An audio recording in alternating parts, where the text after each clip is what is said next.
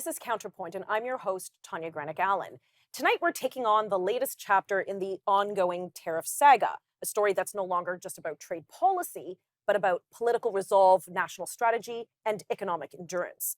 Tariff negotiations between Canada and the United States have been anything but smooth.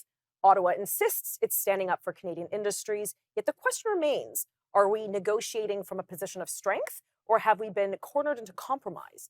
Prime Minister Mark Carney's leadership at the international table has drawn both praise and criticism. Some say his steady diplomatic approach contrasts sharply with Donald Trump's unapologetically brash tactics. Others wonder whether calm diplomacy can actually win the day when the other side is playing hardball. Should one even play hardball with the greatest economic power on earth? And now, with the USMCA, or NAFTA 2.0, up for renegotiation next year, the stakes couldn't be higher. There are sacred cows certain to return to the debate, chief among them, perhaps, Canada's dairy supply management system. Will Ottawa defend it again at all costs, or is that system, long seen as untouchable, now on the chopping block? Meanwhile, political optics are shifting too. Ontario Premier Doug Ford's recent high-profile ad campaign for the province of Ontario, featuring former U.S. President Ronald Reagan's voice critiquing tariffs, airing during the World Series on U.S. networks, sparked outrage from Donald Trump, among others. Ford later announced that the campaign would be halted after discussions with Mark Carney to allow trade talks to resume. That raises the question. In the current trade environment, is Canada standing with our elbows up, ready to fight for Canadian interests?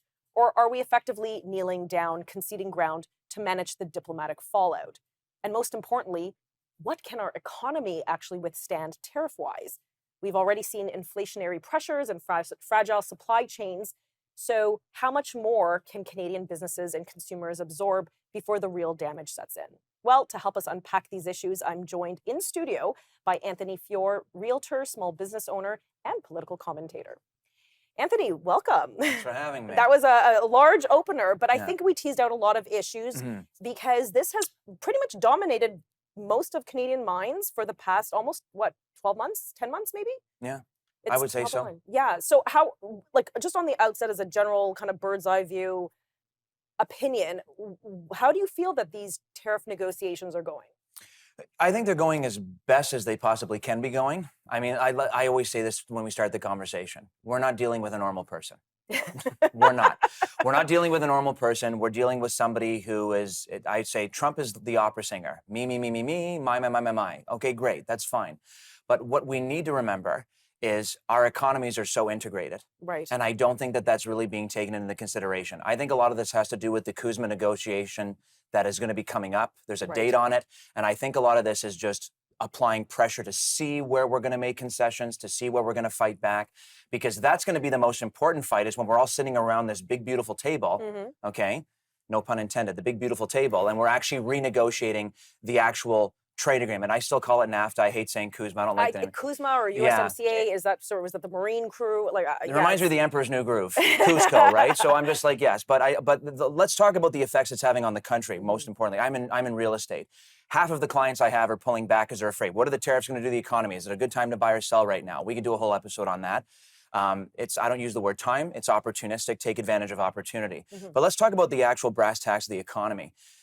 There's a lot of capital that's fled the country. We all know that. There's a lot of people very, very worried. And I don't think we need that right now. I think we need some positive motion. I think the Prime Minister is doing the best he can, negotiating with an economic giant that's being run by, I'll say it again, he's not a normal person.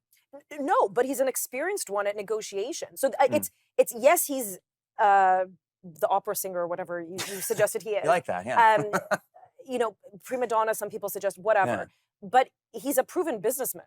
And he has a book, The Art of the Deal. He's all about the deal making. How does one who's like a diplomat, perceived as a diplomat like Mark Carney, go up against somebody who just gets he rolls up his sleeves and just gets right into the nitty gritty of a deal? Stay calm, collected, and focused. I think that that's what he's doing. And I think the digital services tax in retrospect was a mistake. So why would we keep a tax in place that's a mistake? And I think that if you're on the side of the government or you're a liberal or whichever, you have to start looking at things and start saying, look, like there are decisions that are made. It's good to try stuff, but when things don't work, you have to be able to pull back. I'm not upset that he rescinded the tax. I want more access to news for people. I want people to be able to go back on Facebook and share things. I like that. But okay, speaking of, yeah. I've got to go back to this camera because fine. we're going to be back just after this commercial break.